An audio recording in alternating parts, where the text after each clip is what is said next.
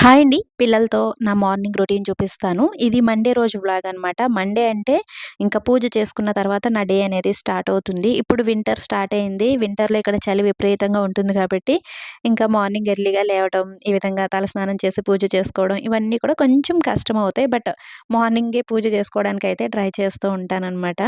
ఇంక ఇక్కడ పిల్లల కోసం నేను దోసలు వేస్తున్నాను. నేను వేస్తుంటే సాహితీ, సాత్విక్ ఇద్దరు వచ్చి నేను వేస్తానమ్మా అని ఇద్దరు దోసలైతే వేస్తున్నారు. మా సాత్విక్ చాలా నాటీ బాయ్ అండి. అంటే చాలా అల్లరి చేస్తాడనమాట. అందరూ కంప్లెయింట్స్ ఇస్తూ ఉంటారు. అంటే స్కూల్ నుంచి కూడా కంప్లెయింట్స్ వస్తూ ఉంటాయి. నేను ఊరు వెళ్ళినప్పుడు కూడా అందరూ సాత్విక్ చాలా అల్లరి, చాలా అల్లరి అంటూ ఉంటారు.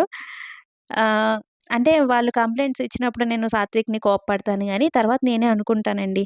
పిల్లలు ఇప్పుడు అల్లరి చేసే వయసు, అల్లరి చేస్తారు. కొంచెం పెద్ద అయిన తర్వాత వాళ్ళని అల్లరి చేయమన్నా కూడా చెయ్యరు కదండీ!